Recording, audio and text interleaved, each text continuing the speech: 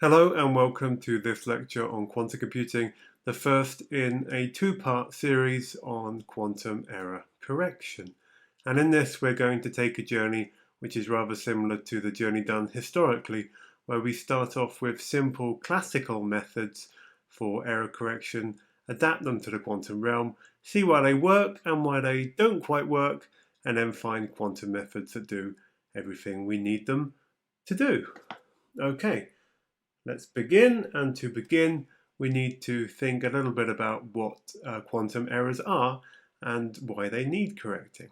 So any implementation of a qubit is going to fall short of the ideal. So a qubit is an abstract concept, the notion of a two-level quantum system that is described by the theory of two-level quantum systems. However, there's always going to be something that's not quite right. We make these out of physical systems and they're never quite the perfect two-level ideal that we want. The theory that describes them is never quite as simple as the nice simple theory of two-level quantum systems that we would like. They're always going to interact with an environment or with a thermal bath. There's always going to be some Hamiltonian inducing interactions. There's always going to be something. Now, in the superconducting qubits that we use in IBM, the two-level quantum system is actually built out of an anharmonic oscillator, which is not just a two-level system, but is a many-level quantum system. We just isolate two of those particular states in order to use those, which are the ground state and the first excited state. So already you can start to see where the approximation begins. Also, the ground state and the first excited state of an anharmonic oscillator are states with different energies. A qubit should not have the notion of there being states with different energies. They are described by an energyless ideal theory. And so the fact that there are different energies in the qubit means that there are effects that need to be accounted for, one of which being that it is more desirable, if I'm to anthropomorphize a qubit or an anharmonic oscillator, it is more desirable to be down in the ground state, and so we are likely to have transitions where it goes from the 1 state to the 0 state, which we shouldn't actually have, at least according to the abstract theory of a qubit. Also, all of the gates that we do are slightly wrong, and there are external forces such as radiation or just thermal noise, and the measurements are not perfect. When we do a measurement, we interact with our qubit in the way that we get a squiggly line, and some of those squiggly lines are squiggly lines that tell us it's a 0, and some of those squiggly lines are squiggly lines that tell us it's a 1, and we have to try and work out, given any squiggly line, which is it? Also, there are interactions with the other qubits on the chip, which means that when we are getting our 0 or 1 from a particular qubit, then we might actually be getting little hints about what's going on with the neighbors as well. So there are difficulties in measurement as well that we have to take into account. So any real-life physical kit system, whether it be superconducting qubits or spin qubits or topological qubits or something else, is going to be a bit rubbish, and so we have to deal with that. We have to take these noisy qubits and try and craft them into the perfect ideal qubit that we always assume when we think about algorithms. And one thing just to note here is that even though there are many different types of errors, we can actually boil it all down, at least in a simple way, to just 3. So imagine that because of something, some gremlin that lives in our chip applies some unitary at some point in our circuit. Well, that could be any unitary, so how do we fix any possible unitary that's going to hit any possible point on our circuit? Well, we can use the fact that any matrix can be decomposed into Pauli operators. So we can think of it as some coefficient times the identity plus some other coefficient times the Pauli x plus some other coefficient times the Pauli y, alpha, beta, gamma comes next. I know you all want me to be very exact with my Greek letters. And then some coefficient times z. So this is a perfectly general way of writing a single qubit unitary. So if we're thinking of a single qubit unitary being applied by some error process in error, we can see that this is what we get. And because it's composed of an x, y, and a z, when we apply it to some state, then what we get is basically the superposition of our original state plus what would have happened if we had just applied an x to the qubit plus what would have happened if we had just applied a y to the qubit plus what would have happened if we would have applied a z to the qubit. So here actually this state psi could be a multi-qubit state, and so I'm glossing over a few little details, but hopefully you get the impression that we can think of any unitary applied in error as being as if we had either done nothing or done an x or done a y or done a z in superposition. So if we can figure out some way of detecting whether we've done an x or a y or a z in error, then we can apply it in the case of any unitary. And similarly for 2-qubit unitaries, we can decompose these into 2-qubit Paulis, and so it's like a pair of Pauli errors have occurred. And so basically we can make everything just into have we done an x error, a y error, or a z error. And in fact, we can even make it a little bit more simple than that, because the y Pauli is proportional to x times z. So we could just put x times z in where we put y before, and it would still work. So now it's whether we've got just an x or just a z, or x and z together is what we have to detect. So it's sufficient just to be able to detect x's and z's. And so what is an x? Well, often we will refer to this as a bit flip error, at least when it is applied in error, because it is the operation that takes 1 to 0 and 0 to 1. And of course I've just said them in the opposite order than I've written them down, but nevertheless, hopefully you get the picture. And a z error similarly flips plus to minus and minus to plus. So because of that we call it a phase flip error, because of course these differ by the phase in the middle of the superposition. So if we just have the ability to detect both bit flip errors and phase flip errors, then we have the ability to detect everything. Now, there's details, there's weird things that can come up and you can write a whole paper about, but that's basically what you need. If you can detect x and z, then any spurious effect by any unitary or any other operation can be decomposed into the Paulis and therefore decomposed into just having some superposition of bit flips and phase flips, and by detecting bit flips and phase flips and being able to correct them, then you can correct basically everything. So how are we going to detect bit flips and phase flips? Well, let's head back to the PowerPoint. So why do we need quantum error correction? When we have algorithms like Shor and Grover and so on, we assume perfect qubits. We assume this ideal abstract form of a qubit. And if we use actual physical qubits to run the algorithms, then the imperfections in those algorithms are going to build up over the course of the algorithm and mean that at the end everything's a bit rubbish. So here is a histogram from an example of Grover's search algorithm, where it is searching for 2 particular strings rather than 1.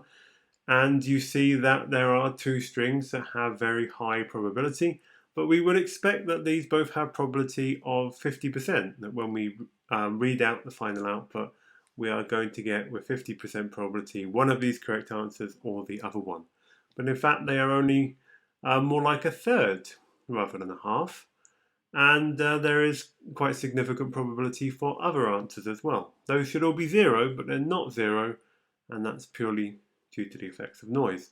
And this is only a 3-qubit example of Grover's algorithm, which is a pretty trivial example. It's only searching through 8 different possibilities, which you can do using methods other than quantum computing, quite simply. So when we scale this up to useful examples of a search algorithm, then these spurious results get higher and higher, the correct ones get lower and lower, and there's basically no point to running them. So we need to sort out these errors somehow. And yeah, we do it by quantum error correction. So one of the important points to note in quantum error correction is that we need many physical qubits to make one logical qubit. So a physical qubit is the kind of thing that you use at the moment in IBM quantum systems, the actual things on the devices, the things that are noisy.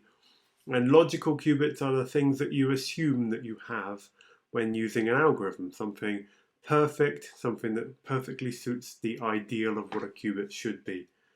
And the way we build a logical qubit is by taking many physical qubits and combining them. So the diagram that you see on the screen at the moment represents a d equals 3 surface code. It has 17 qubits, so 9 of them depicted as black dots and the rest depicted as these white dots. And it requires many controlled operations to be performed. So all of the colored lines represent controlled operations that we need to be performing each syndrome measurement round. And we need to be repeating these syndrome measurement rounds constantly. We'll talk about what a syndrome measurement round is later, but this is just to impress upon you how difficult it is to build a logical qubit. You need lots of qubits and you need lots of gates to be performed. And this is just a minimal example. This is just like stage 1 of showing that you can build something that reduces the errors a little bit. It's not even what you need to reduce the errors significantly or enough to do quantum error correction. And we haven't even got onto the idea of how we actually do computations on these qubits. So yeah, you need to combine a lot of resources to get fault tolerance. And yeah, we'll talk more about that. In the near term, we don't use the full force of quantum error correction. So quantum error correction is this great theory which proves that we can do scalable and fault-tolerant quantum computing if we have enough qubits. But it requires so many qubits, as overheads is something that we can't really get started with at the moment. In the nearer term, there are more quick and dirty methods that we can use to clean things up. And really, we can kind of expect to see a continuous transition between error mitigation and error correction, where we start going from quick and dirty and navigate towards clean and perfect theoretical but huge overheads. And yeah, so that's quantum error mitigation, quantum error correction, and the journey between them, which is something that we'll be doing over the next decade or so, but we won't talk too much about mitigation in this lecture. Okay, so as I hinted at earlier, we're going to be looking at the ideas behind error correction, starting off classically and then going to quantumly. And we're going to look through specific examples of the repetition code and the surface code. And we're going to kind of see how the surface code can be thought of as a generalization of the repetition code. And we'll also look at some of the most important techniques behind everything, both in the context of the repetition code and the surface code, which are doing syndrome measurements and performing decoding and doing gates on our encoded information, which is very important if we want to actually use it in a computation. So let's begin with what is error correction in general. So as a very simple example of this, you can think you're just talking on the phone and you just have to answer yes or no. So that is a bit of information that you are sending. there are two pieces of information two probabilities that you should be taking into account when doing this. One is the probability that you will be misheard. So it's quite a weird error model that I'm going to propose to you now, where there's some probability that a yes sounds like a no or a no sounds like a yes. But let's just take that strange error model because it makes things simpler for us. Of course, really when you're talking on the phone and there are errors, it's more likely that your yes sounds like a or your no sounds like a rather than them sounding like each other. Although I suppose that white noise that I tried to make there is maybe a bit old-fashioned. Digitally now you might be more likely to get or just silence.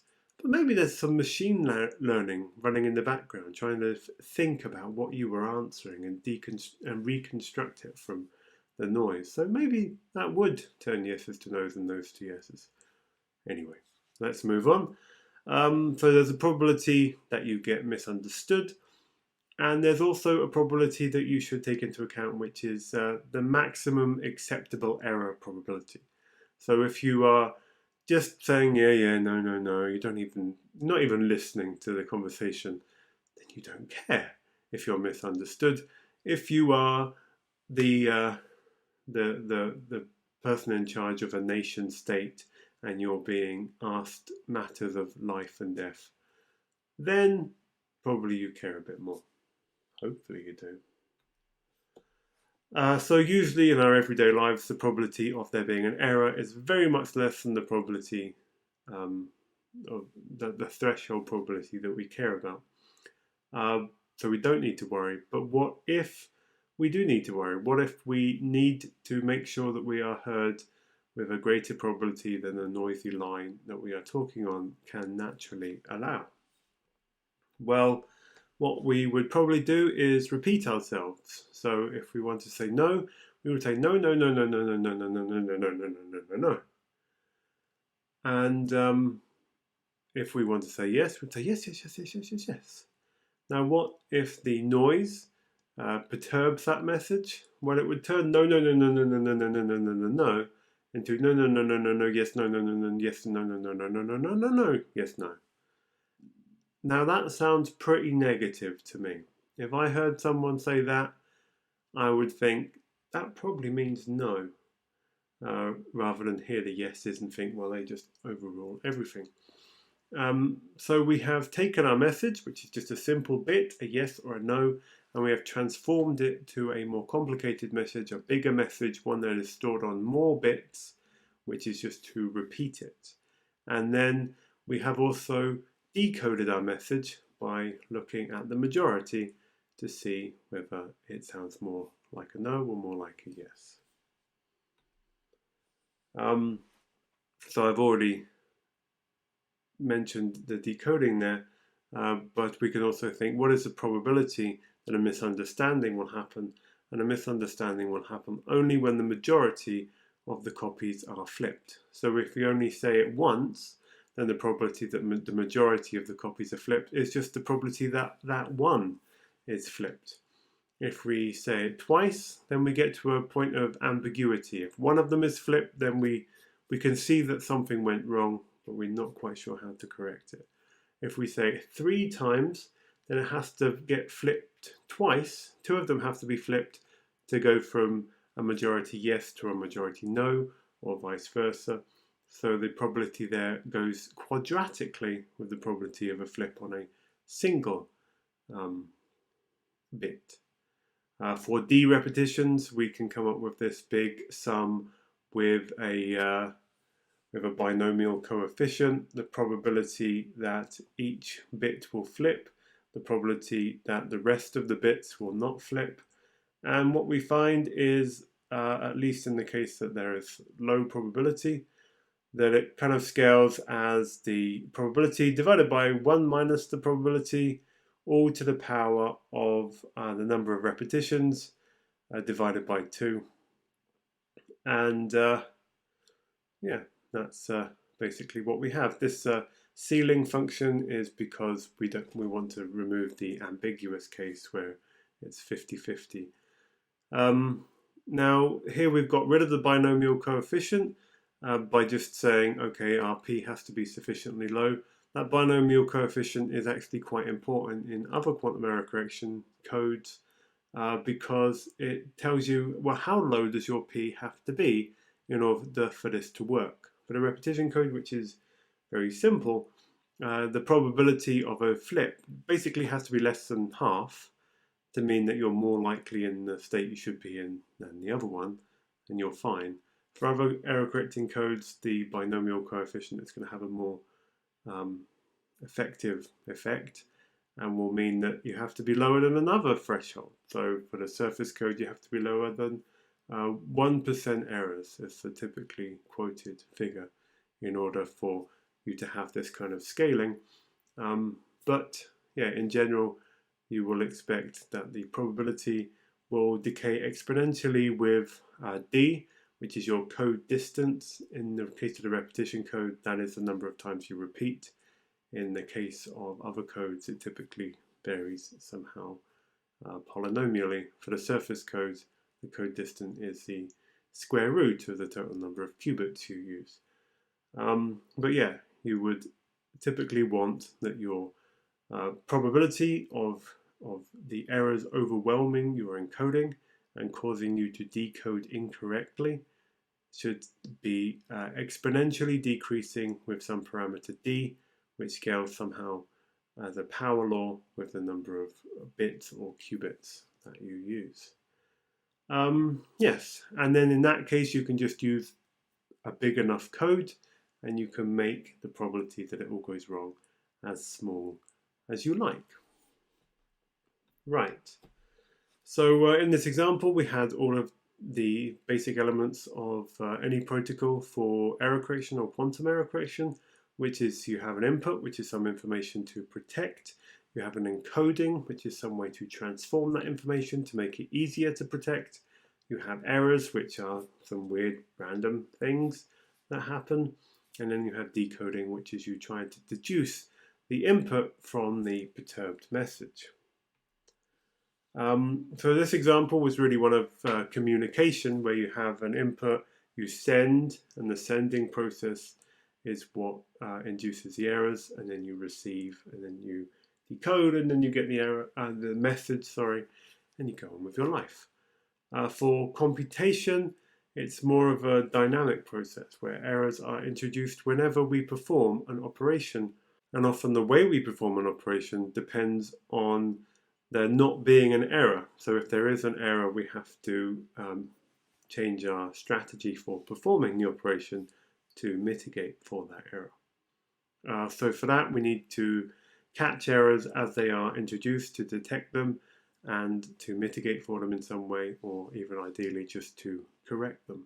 So that can be done by constantly decoding and re-encoding. So we can have an input, we encode it, then it goes through a noisy operation, it gets decoded, and then it gets re-encoded, noisy operation, blah, blah, blah, blah, blah, blah, blah. Many times, as many times as it requires to keep it safe throughout our computation, and then at the end we get an output. So for example, we can do that with a single bit in the repetition code. Here the noisy operation is just doing nothing, except that that's going to be that's going to have some errors occur in general. And from this we can see that actually we don't need to completely decode and re-encode each time, but just enough to fix the errors, which is going to be very important for the quantum case. So we take our input, which is either a 0 or a 1. If it's a 0, we turn it into 0, 0, 0. If it's a 1, we turn it into 1, 1, 1. And then this goes through a process where, in this case, the bit on the right is flipped. So we get 0, 0, 1 if we had an original 0, or 1, 1, 0 if we had an original 1. And then in our decoding, we just see that that's obviously the odd one out. So that's where the error happened. And then we flip that back, and so on and so forth. We just keep on detecting and correcting any errors that occur, and then at the end we get an output.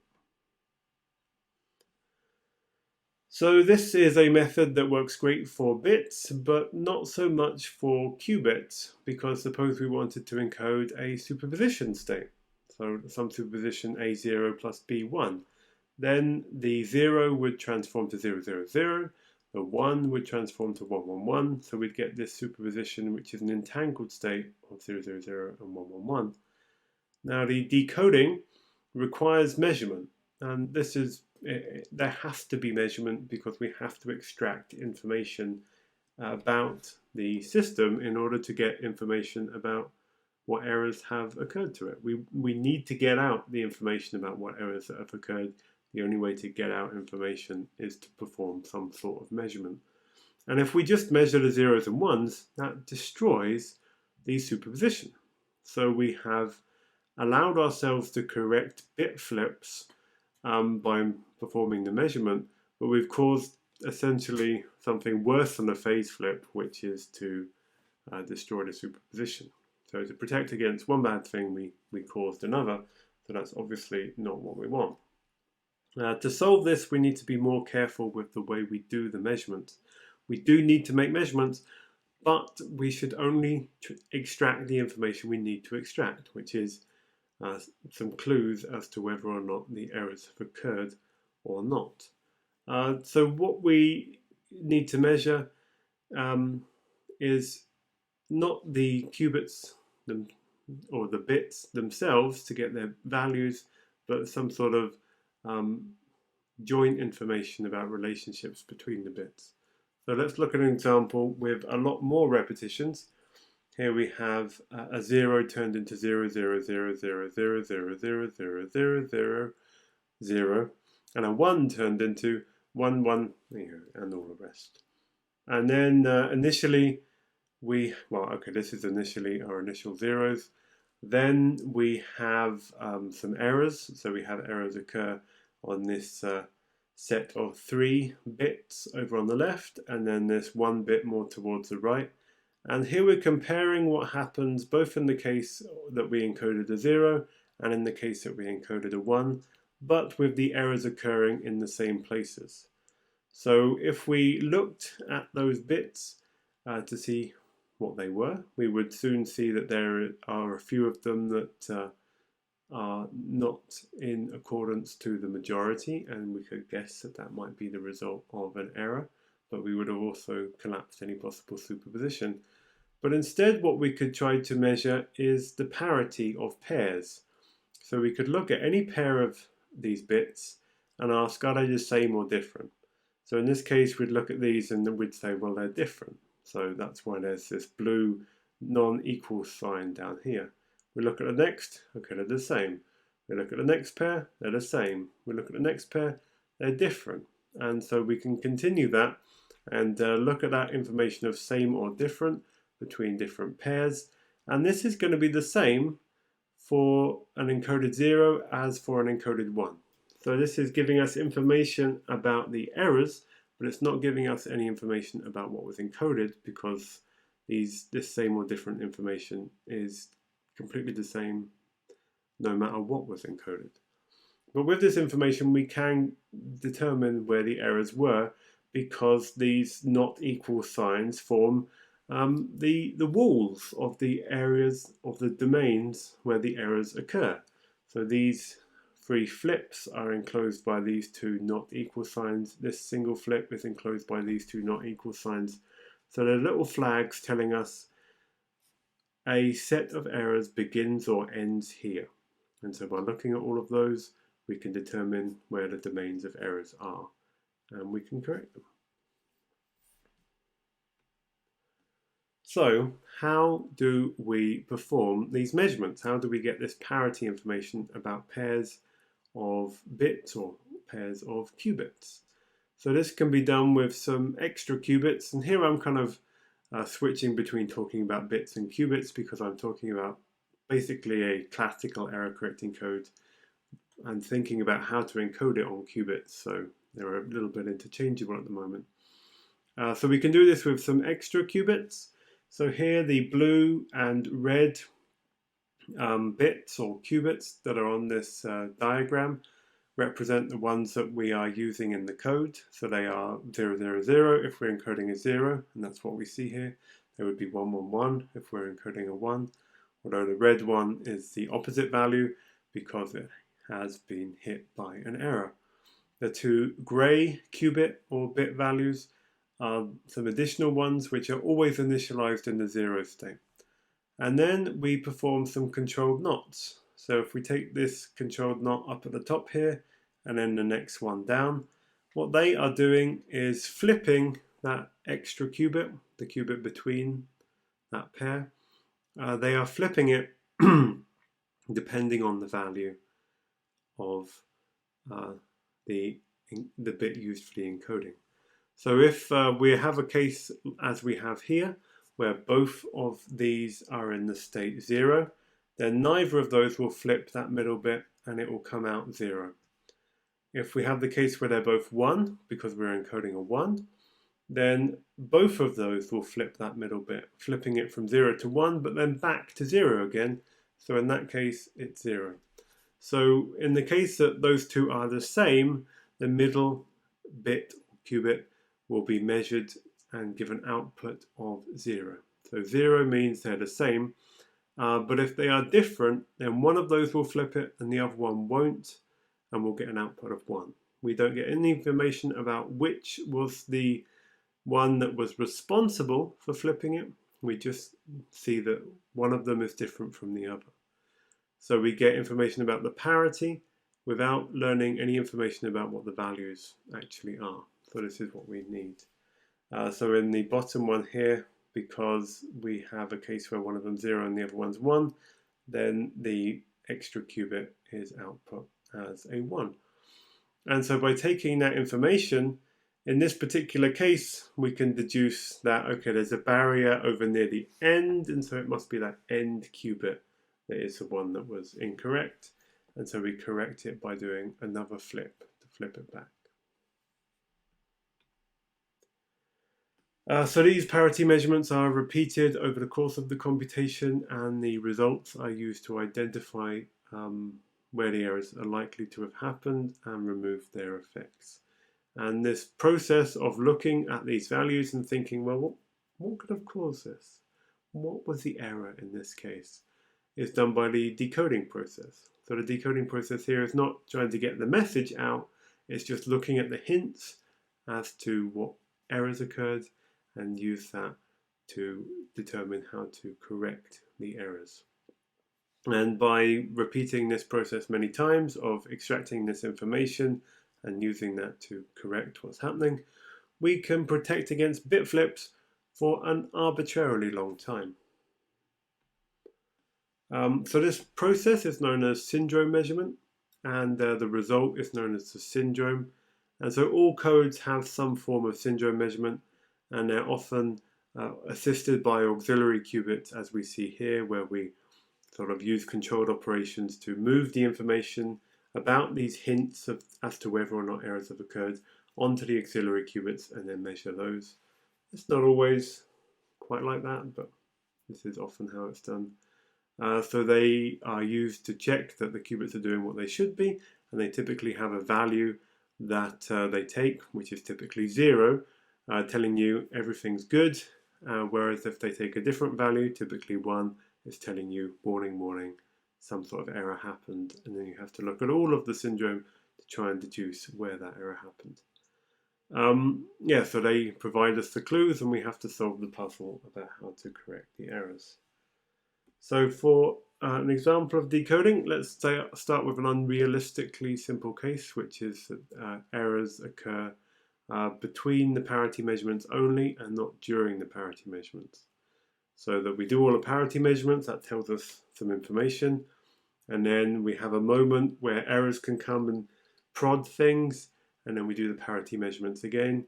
And so each time we do the parity measurements, it tells us, well, some information. So here we have time going from top to bottom.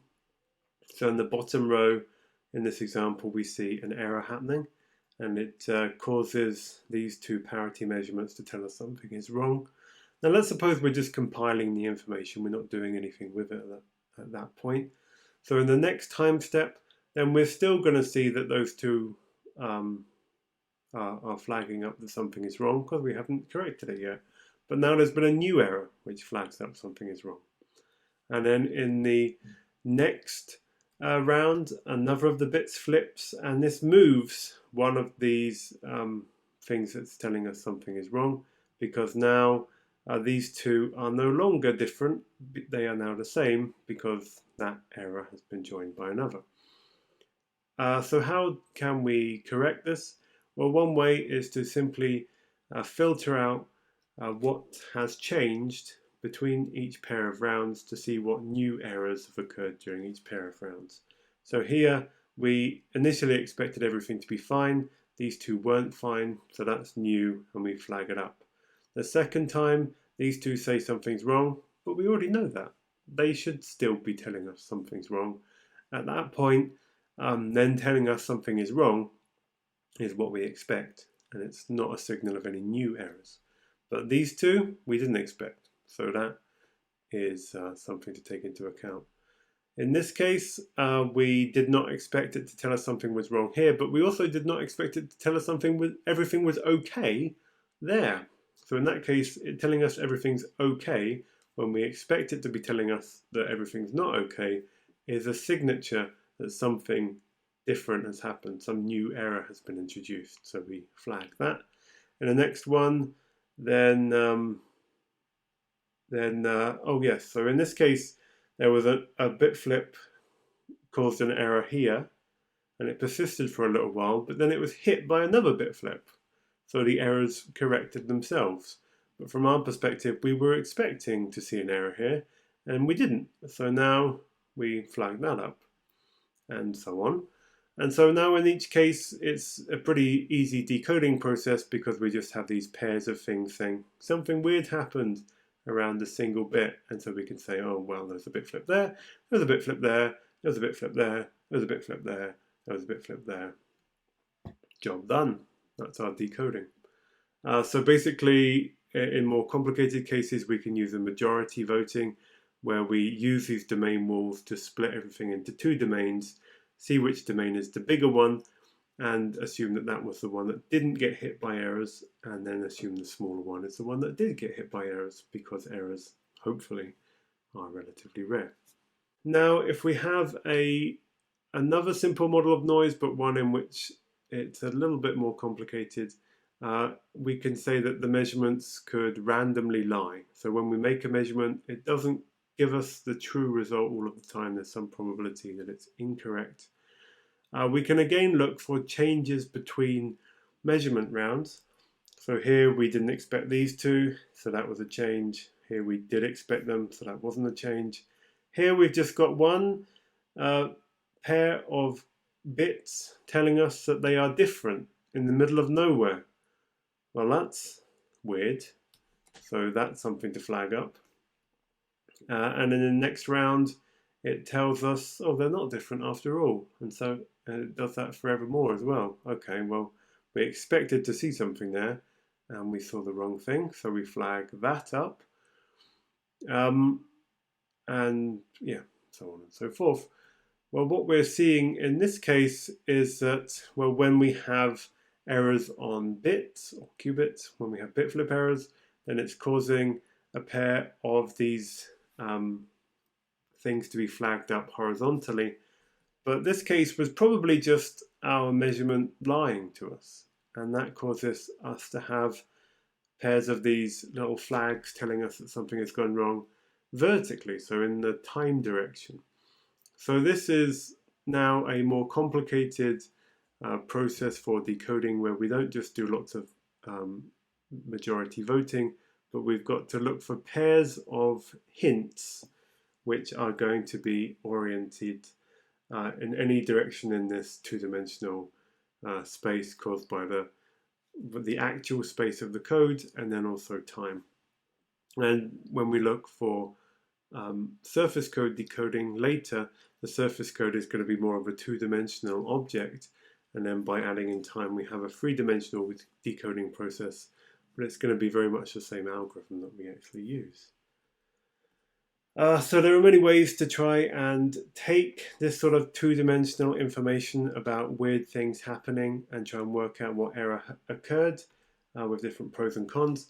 but often the best way is to think about it as a graph where the defects are nodes and the number of errors required to link them are weighted edges, and the likely set of errors corresponds to the minimum weight perfect matching of the graph.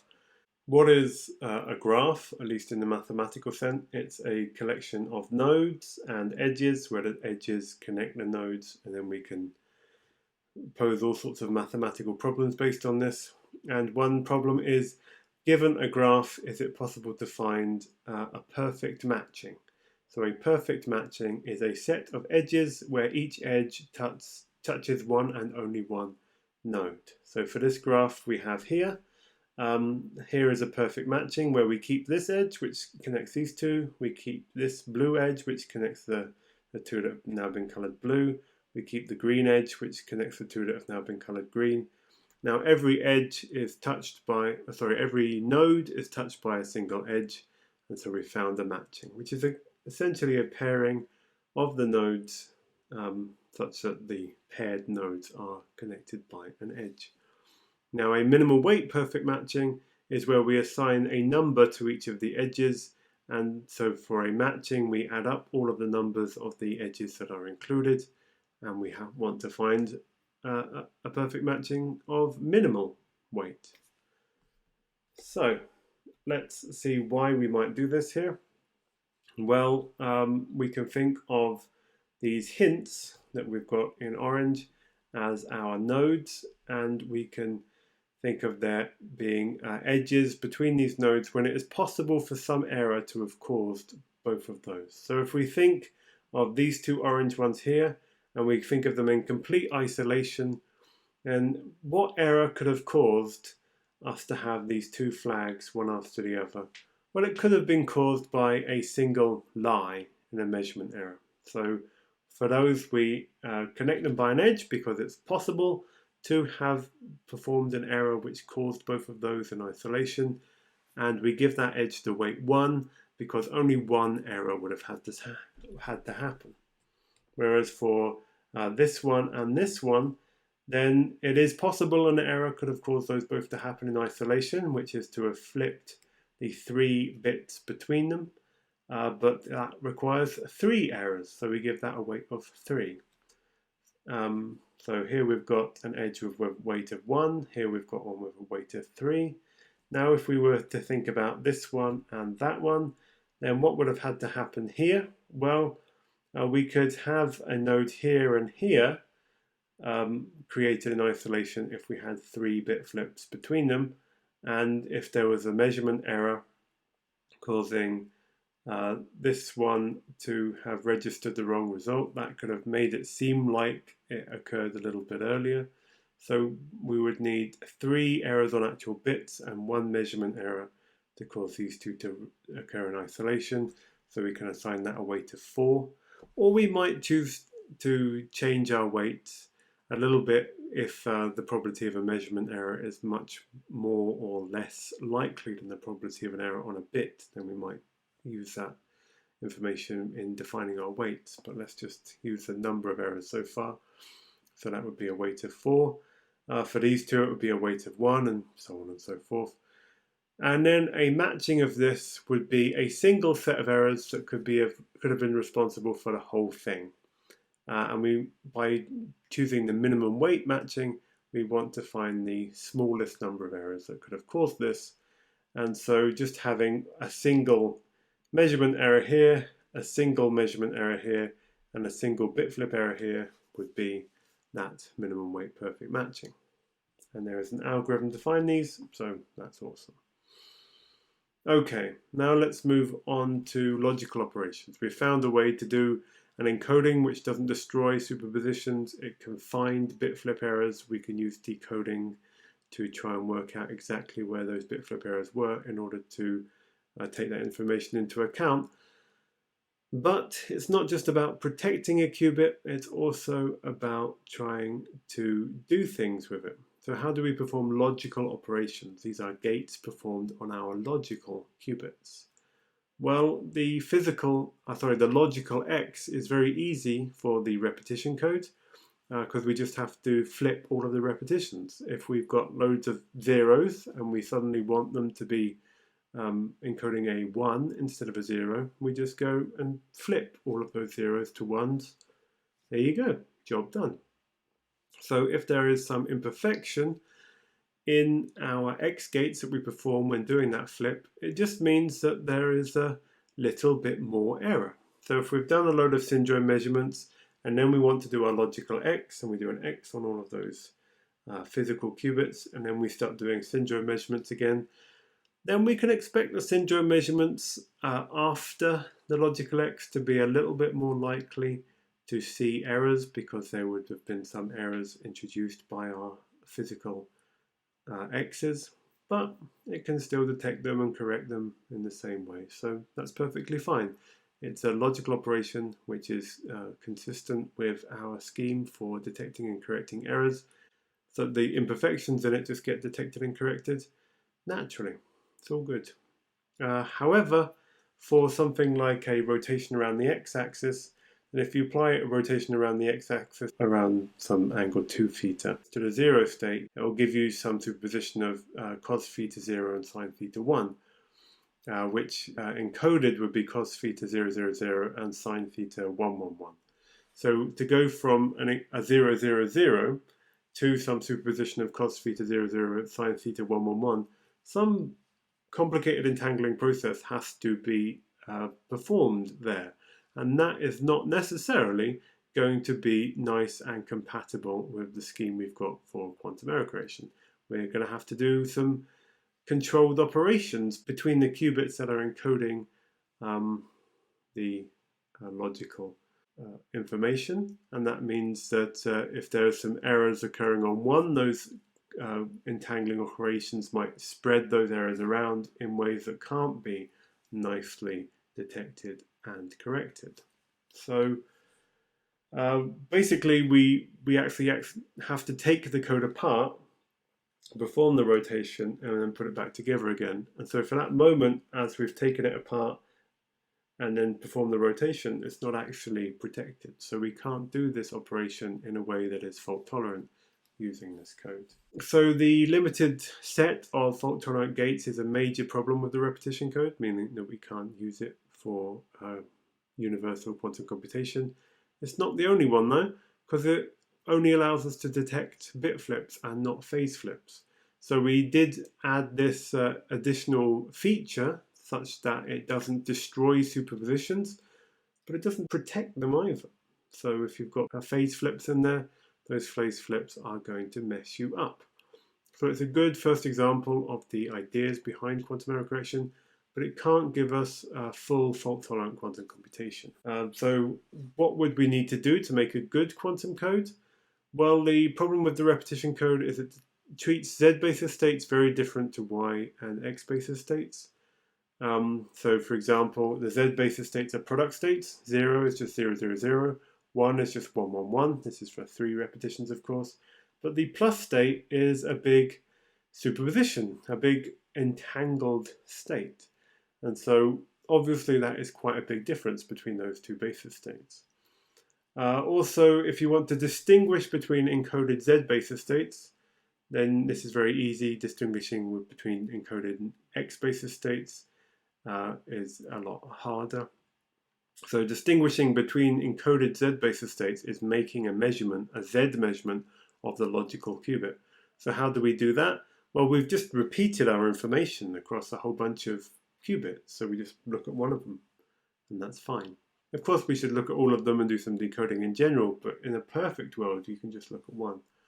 However, to distinguish X-basis states, you have to do something more complicated, like undo the entire encoding and then look at one. And undoing the entire encoding means that we have to act on all of the qubits involved. So there's a big difference in effort between measuring the X-basis and measuring the Z-basis. Also, flipping between Z-basis states requires D-gates. So from going from all zeros to all ones, you have to flip all of the qubits. But to go from an encoded plus to an encoded minus, you can actually act on any qubit, because every qubit has access to whether it's 0 or 1. And so if you want to flip between plus and minus state, which just means giving a phase of -1 for the state 1, then you can do that on any of the qubits. So it's much more accessible. So instead of having to do something to everything, you just have to do one thing and you can do it anywhere you want. So this is why we're protected against bit flips, because you have to put in so much effort to do a logical bit flip. Whereas to do a logical phase flip, you can do that very easily. And this is why superpositions are so fragile in this code, because it is so many opportunities for errors to come and mess something up. So these are things that we have to look out for when moving beyond the repetition code to a truly quantum code. So I'm going to finish off by giving you an example of where the repetition code is useful, which is in benchmarking. So we might not be able to use it to actually protect our quantum information in universal quantum computation. However, it does test all of the standard things that we need, like encoding bit values, detecting information about errors using stabilizer measurements, performing decoding. All of that can be done with the repetition code. We only need 5 qubits at most to do 3 repetitions and have the 2 auxiliary qubits to mediate the syndrome measurements. And we can use it to detect and correct at least bit flips. So there's 2 circuits that need to be run per code in order to do some sort of test of how well it works. And we've actually got a tool in Qiskit Ignis which will do this for you, and also transforms the bit strings that you get out as a result into a form that is more friendly for quantum error correction, which is basically taking the raw zeros and ones from all of the measurements and doing that technique of only caring when our syndrome measurement is telling us something new in order to do the decoding much more easily. And when we're running this, it's important to know what qubits we're using exactly, because if the transpiler takes a circuit we've made and then says, well, how can I do that on an actual device, and introduces loads of swap gates and stuff in order to make it run, those swap gates and stuff, they're all going to have errors of their own, and they're also going to cause weird multi-qubit errors that are not of the form that we're really assuming when we have shown that this code is actually good for stuff. So we have to think, well, I need a specific set of qubits in a particular order. So I need one to be the first repetition of my encoded value. Let's use qubit 13 for that. And then I need another one to be the auxiliary qubit, which is going to perform a parity measurement. And I need to do a C0 between those two. So let's use 14 for that one. And then I need another one to be the other half of that parity measurement. So let's choose qubit 0. And then that's going to be involved in a parity measurement with another qubit. So let's say that's going to be involved with qubit 2. And their auxiliary qubit is 1. So I'm basically needing to choose a line of qubits. And so here I'm choosing 13, 14, 0, 1, 2, 3, 4, 0, 1, 2, 12, 11, 3, 4, 10, 9, 5, 6, 8, 7. Why such a weird combination? Just to show you that weird combinations are possible. And then in Qiskit you can specify an initial layout where you're saying specifically you should use these qubits for my circuit. And then the transpiler will see, well, can I run this circuit if I use these specific qubits? And it will see that it can, and then it won't bother with transpilation, which is going to mess everything up. So just to show you a benchmarking experiment that I ran, and you can find this in a paper. I run it on the 53 qubit Rochester device for codes with from 3 repetitions to 23 repetitions. And I looked at the probability for encoding a 0 and for encoding a 1, that the decoding gives me the wrong result.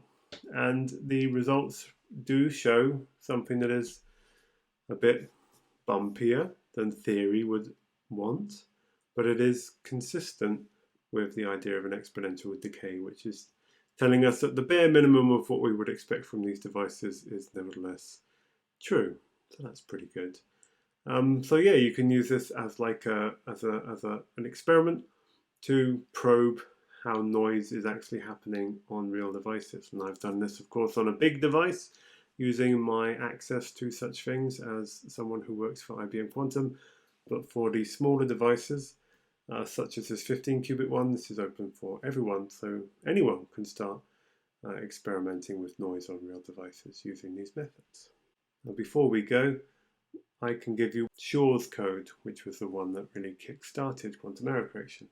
So I've talked about D=3 repetition codes, and also I've shown you results that as you increase D up to, for example, 23 and beyond, then the effectiveness of this code increases exponentially. The probability that things go wrong decreases exponentially. It's all awesome. So this is one natural way to scale a repetition code in order to get more effective repetition codes. One other way we can do it is through concatenation. So let's take 3 qubits and we effectively combine those 3 qubits in order to create one less rubbish qubit, a qubit which is better protected against bit flip errors. Now we want to have it even more protected against bit flip errors. So one way we could do this is to take another set of 3 qubits and combine them also with the repetition code encoding, and take another set of 3 qubits and combine those with the repetition code encoding, and then we have 3, well, not quite physical qubits because they've been improved a bit by encoding, but not quite logical qubits because they've only been improved a little bit. So we can then take those 3 and use those as the basis for another level of repetition code in which we combine those and we get an even more protected qubit. So this is made up of these 3 qubits, but these 3 qubits are each made up of 3 qubits, so we've actually got 9 qubits involved here, all working together to make one quite protected against bit flips qubit. And then we can do this again, take 3 of those and concatenate them to make an even more protected qubit, and so on and so forth. Another thing that we can note is that we can also make repetition codes that protect against phase flips. So what if we had an encoding which turned plus into plus plus plus and minus into minus minus minus? So we're doing the repetition, but we are encoding it in the x basis instead of the z basis. And then similarly we have parity measurements which detect when pairs of these are different in the x basis, so distinguishing between cases like plus minus and minus plus from cases like plus plus and minus minus. You can also define circuits that do that. And so if this gives us a 1 telling us something's wrong, this gives us a 0 telling us something's right. That's a repetition code that protects against phase errors. So we can build repetition codes that protect us only against bit flip errors. We can do repetition codes which protect us only against phase flip errors. And we also have this notion of concatenation to improve a code. So what if we take a code that can protect against bit flip errors and concatenate that with a code that can protect against phase flip errors? Then we have a code that can protect against both. And that is Shor's 9-qubit code. So we have improved things a bit from then, and the surface code is the form of generalizing the repetition code that we're actually going to look at next time, but that's to give you a little hint of how it's possible. Okay, so the surface code will be next time. I'll see you then.